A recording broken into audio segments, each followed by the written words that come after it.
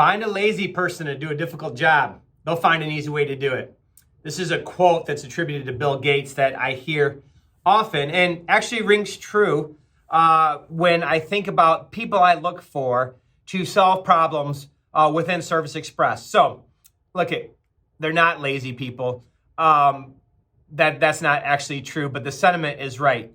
Meaning, some people get by on hard work, long hours, hard work, the grind, okay?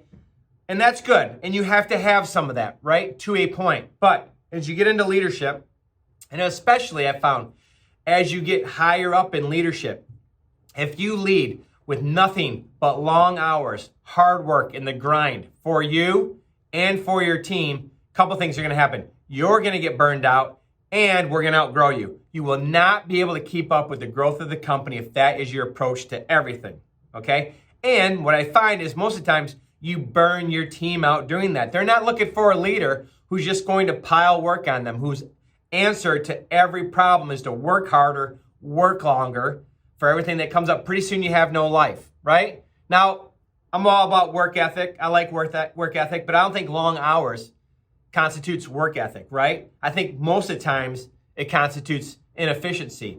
I'll give you a great example. It goes back a number of years here when our Chief Operating Officer, Dwight Strayer, took over our service delivery team, right? He took over for a prior leader who basically led with long hours, hard work, run everything through them, okay? And it was not scaling. It was not scaling, and it was killing the team. It was burning everybody out. It was inefficient, and we tried to coach through this, and it just wasn't working. And so we asked Dwight to take over the service delivery team. Dwight stepped up. He saw the issue, and I still laugh about this.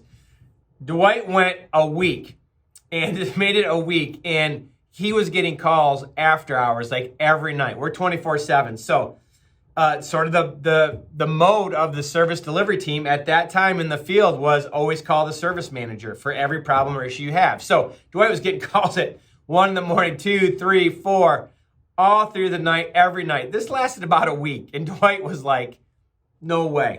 This is not the way to scale. This is not how it's done. And so Dwight went about and put together a system and a process for escalation and who to go to the right people at the right times and resources they would need. And his phone stopped ringing in the middle of the night, okay? And then we've built off of those processes as we've scaled. Now, Dwight's not a lazy person by any means, right? But Dwight is a problem solver.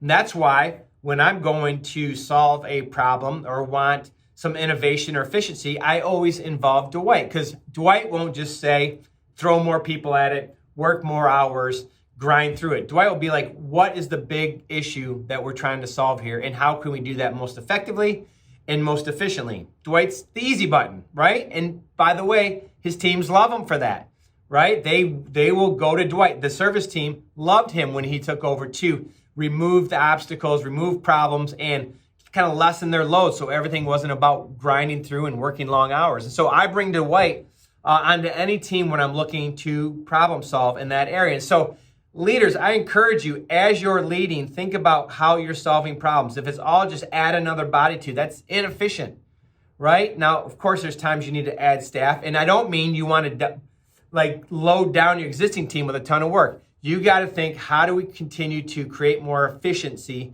for your teams as you continue to grow and scale? We have used the term around here right now called removing the friction, right?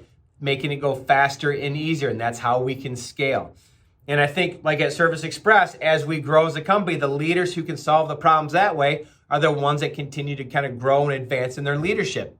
If you can't, you're going to get stuck and plateaued, because you can only throw so many people and so much time at problems before you start wearing everything out. So think about how you're solving problems, and don't just throw money and people at it as the first thought as you come through. Think about how you can solve the problem, right, efficiently, and make it easier. We're always looking to make it easier, remove that friction so we can go faster, more volume, but not in a way that makes it hard and a grind and burns everybody out. Just the opposite. We want to continue to create freedom and time to go on and solve more problems. Continuous innovation, it's on our flywheel for how we grow the company. So think about this, try to apply it in your organization, and give me any feedback, thoughts, or experiences that you have.